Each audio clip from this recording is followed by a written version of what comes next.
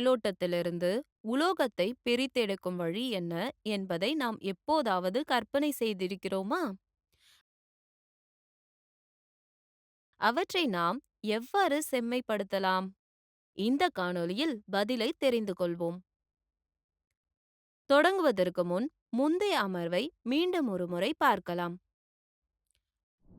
அசுத்தங்களுடன் இயற்கையில் நிகழும் உலோகங்களின் கலவைகள் தாதுக்கள் என்று அழைக்கப்படுகின்றன.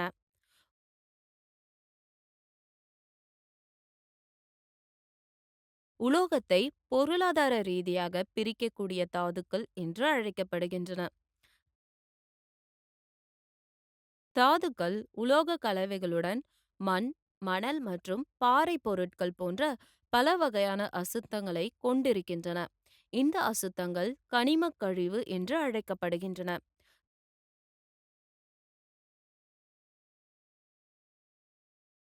தாதுக்களில் இருந்து உலோகத்தை அதன் தூய்மையான நிலையில் பிரித்தெடுக்கும் செயல்முறையும் உலோகவியலின் ஒரு பகுதியாகும்.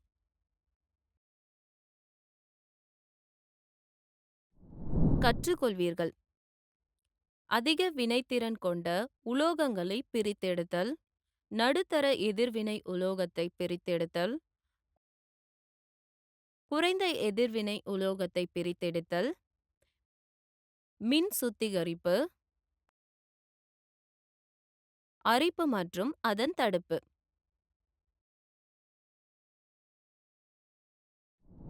முக்கிய வார்த்தைகள்: வினைத்திறன் தொடர். உலோகங்கள் அவற்றின் வினைத்திறன் குறையும் வரிசையில் ஒழுங்குபடுத்துவது செயல்பாட்டு தொடர் எனப்படும். கால்சினேஷன் பொதுவாக கார்பனேட் மற்றும் ஆக்சைடு தாதுக்களுக்கு கால்சினேஷன் செய்யப்படுகிறது. சுத்திகரிப்பு தூய்மையற்ற உலோகத்திலிருந்து தூய உலோகத்தை பெறுவதற்கான செயல்முறை உலோகத்தின் சுத்திகரிப்பு என்று அழைக்கப்படுகிறது.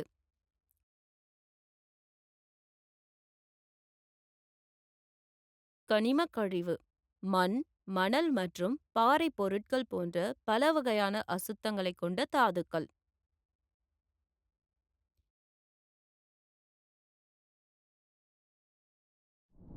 இன்றைய பாடத்தின் கருத்து வரைபடத்தை பார்ப்போம்.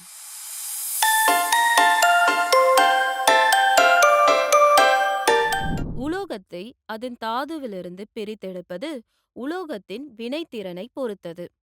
மிகவும் பரிச்சயமான உலோகங்களின் வினைத்திறன் வரிசையை புரிந்து கொள்ள குளிர்ந்த நீர், நீராவி, நீர்த்த மற்றும் வலுவான அமிலங்களுடன் அவற்றின் இரசாயன எதிர்வினைகளை நாம் ஆய்வு செய்கிறோம்.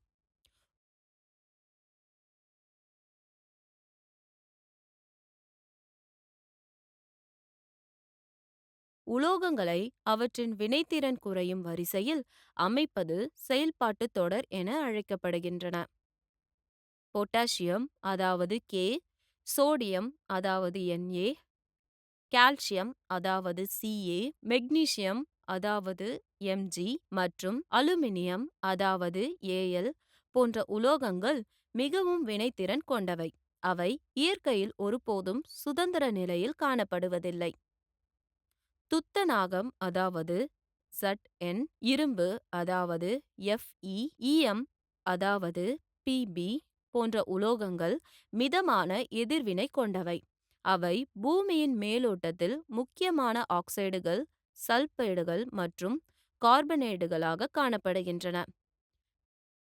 தங்கம் அதாவது Au மற்றும் வெள்ளி அதாவது Ag போன்ற உலோகங்கள் குறைந்த வினைத்திறன் கொண்டவை மற்றும் அவை இயற்கையில் சுதந்திர நிலையில் கூட காணப்படுகின்றன. அவற்றின் வினைத்திறனின் அடிப்படையில் கீழே காட்டப்பட்டுள்ளபடி அவற்றின் வினைத்திறனின் இறங்கு வரிசையில் நாம் உலோகத்தை ஏற்பாடு செய்யலாம். வினைத்திறன் தொடரின் மேல் உள்ள உலோகங்கள் அதிக வினைத்திறன் கொண்டவை. அவற்றின் வினைத்திறன் தொடரில் குறைகிறது. உதாரணமாக பொட்டாசியம், சோடியம், அலுமினியம் ஆகியவை எதிர்வினை உலோகங்கள்.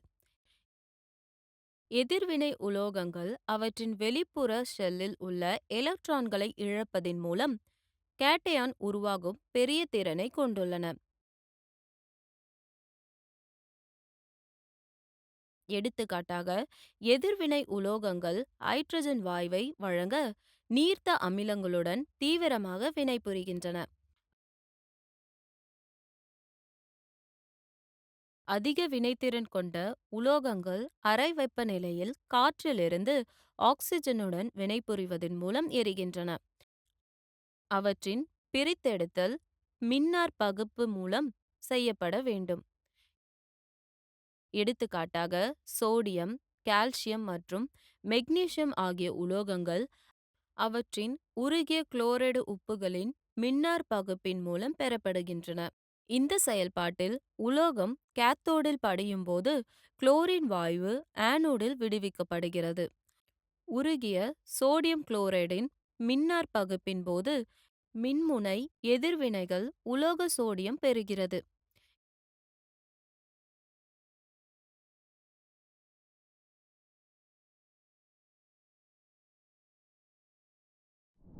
இரும்பு, துத்தநாகம், ஈயம் மற்றும் தாமிரம் போன்ற வினைத்திறன் தொடரின் நடுவில் உள்ள உலோகங்கள் மிதமான வினைத்திறன் கொண்டவை. பொதுவாக அவை அவற்றின் சல்பைடு உப்புகள் அல்லது கார்பனேட்டுகள் வடிவில் நிகழ்கின்றன. சல்பைடுகள் அல்லது கார்பனேட்டுகளை விட அவற்றின் ஆக்சைடுகளிலிருந்து உலோகங்களை பெறுவது எளிது. எனவே சல்பேட் தாதுக்கள் காற்றில் வலிவாக சூடாக்கப்பட்டு ஆக்சைடுகளாக மாற்றப்படுகின்றன. இந்த செயல்முறை வறுத்தல் என்று அழைக்கப்படுகிறது.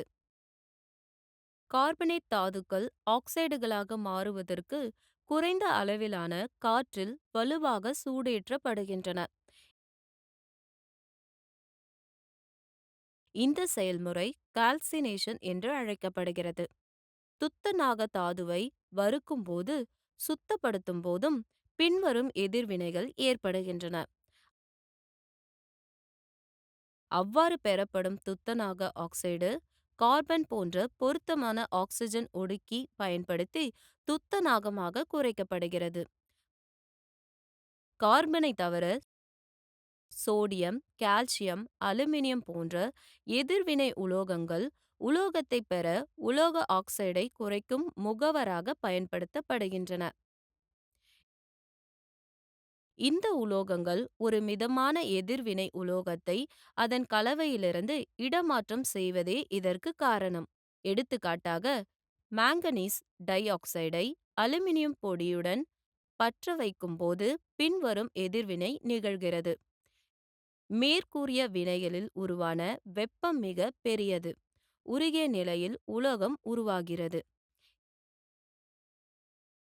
இதேபோன்று மற்றொரு உதாரணம் தெர்மிட் எதிர்வினை. இங்கே இரும்பு ஆக்சைடு அலுமினியத்துடன் வினைபுரிந்து இரும்பு மற்றும் அலுமினியம் ஆக்சைடை உருவாக்குகிறது.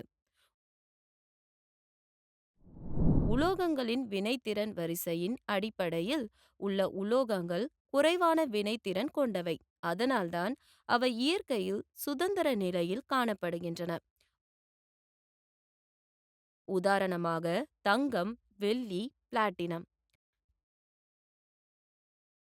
தலையற்ற நிலையில் தாமிரத்தின் இருப்பு மிக குறைவு. தற்போது தாமிரம் முக்கியமான காப்பர் சல்பைடு வடிவில் காணப்படுகிறது.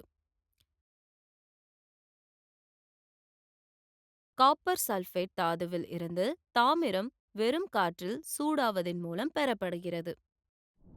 தாதுவை குறைப்பதன் மூலம் பெறப்படும் உலோகம் பொதுவாக மாறாத தாது.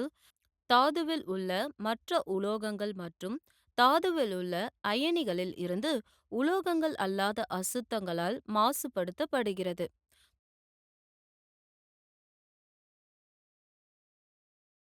தூய்மையற்ற உலோகத்திலிருந்து தூய உலோகத்தை பெறும் செயல்முறையானது உலோகத்தை சுத்திகரிப்பு எனப்படும். சில சுத்திகரிப்பு முறைகள் கீழே கொடுக்கப்பட்டுள்ளன. அ. வடித்தல். ஆ. போலிங்.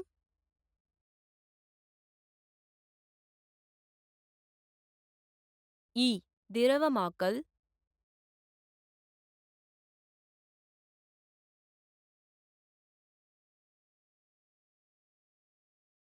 ஈ. மின்னாற்பகுப்பு.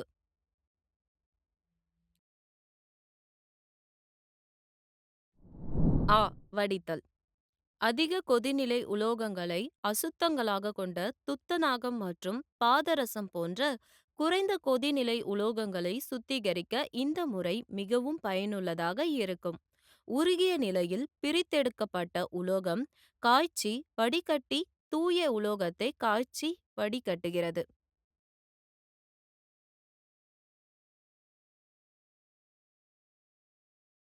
போலிங். உருகிய உலோகம் பச்சை மரக்கட்டைகளால் அதாவது போல் கிளறப்படுகிறது.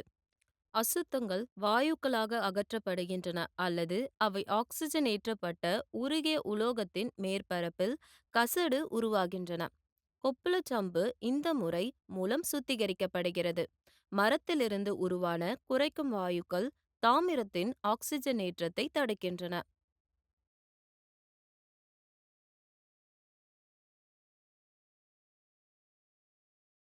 திரவமாக்கல். இந்த முறையில் தகரம் போன்ற குறைந்த உருகும் உலோகத்தை அதிக உருகும் அசுத்தத்திலிருந்து பிரிக்க ஒரு சாய்வான மேற்பரப்பில் பாய செய்யலாம். மின்னார் பகுப்பு சுத்திகரிப்பு. இம்முறையில் அசுத்த உலோகம் நேர்மின் முனையாக செயல்படும் வகையில் செய்யப்படுகிறது.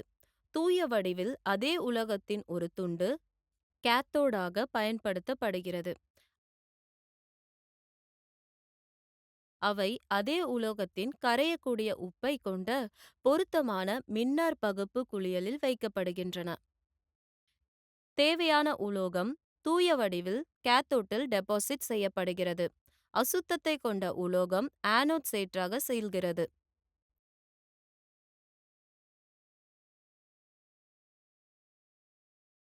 தாமிரத்தை செம்மைப்படுத்த இந்த மின்னார் பகுப்பு முறையை பயன்படுத்துகிறோம். இதற்கு ஒரு தூய்மையற்ற செம்பு நேர்மின் முனையாகவும் தூய செப்பு பட்டைகள் கேத்தோடாகவும் எடுக்கப்படுகின்றன. எலக்ட்ரோலைட் என்பது செப்பு சல்பேட்டின் அமிலமயமாக்கப்பட்ட கரைசல் ஆகும்.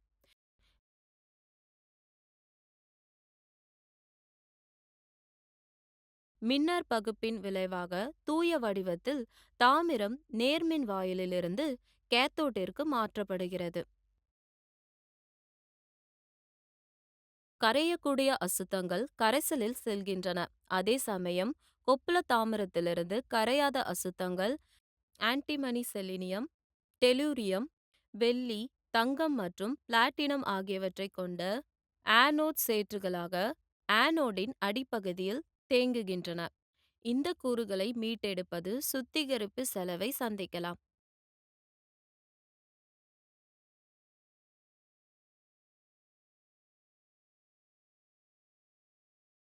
துத்தநாகமும் இந்த வழியில் சுத்திகரிக்கப்படலாம்.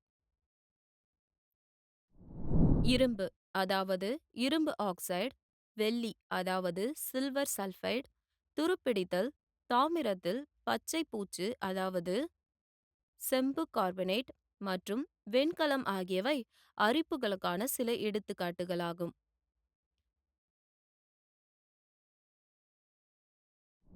அரிப்பை தடுப்பது முதன்மை முக்கியத்துவம் வாய்ந்தது. இது பணத்தை மிச்சப்படுத்துவது மட்டுமின்றி பாலம் இடிந்து விழுவது அல்லது அரிப்பினால் இயந்திரங்களில் உள்ள முக்கிய பாகம் செயலிழப்பது போன்ற விபத்துகளை தடுக்கவும் உதவுகிறது. அரிப்பை தடுப்பதற்கான எளிய முறைகளில் ஒன்று உலோகப் பொருளின் மேற்பரப்பு வளிமண்டலத்துடன் தொடர்பு கொள்வதை தடுப்பதாகும்.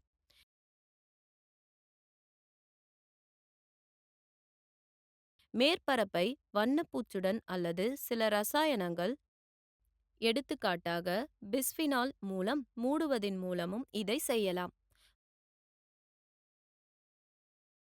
மற்றொரு எளிய முறையானது மேற்பரப்பை மந்தமான மற்ற உலோகங்கள் அதாவது டின், ஜிங்க் போன்றவை மூடுவது அல்லது வளிமண்டலத்துடன் வினைபுரிந்து பொருளை காப்பாற்றுவது.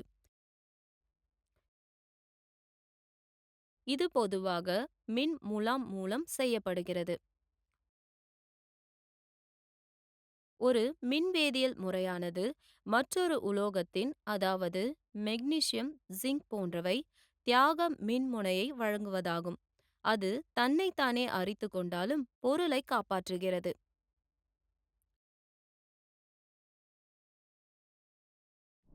நினைவில் வைத்துக் கொள்ளுங்கள்.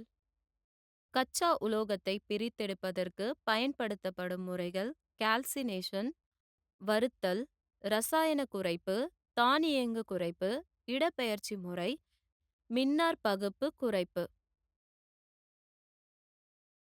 கால்சினேஷன் என்பது காற்று அல்லது ஆக்சிஜன் இல்லாத நிலையில் தாதுவை வலுவாக சூடாக்கும் செயல்முறையாகும். கால்சினேஷன்களின் போது ஒரு உலோகத்தின் கார்பனேட் அதன் ஆக்சைடாக மாற்றப்படுகிறது. வறுத்தல் என்பது காற்று அல்லது ஆக்சிஜனின் இலவச விநியோகத்தில் தாதுவை வலுவாக சூடாக்கும் ஒரு செயல்முறையாகும். கால்சினேஷன் மற்றும் வறுத்தல் ஆகியவை எதிரொலிக்கும் உலையில் மேற்கொள்ளப்படுகின்றன.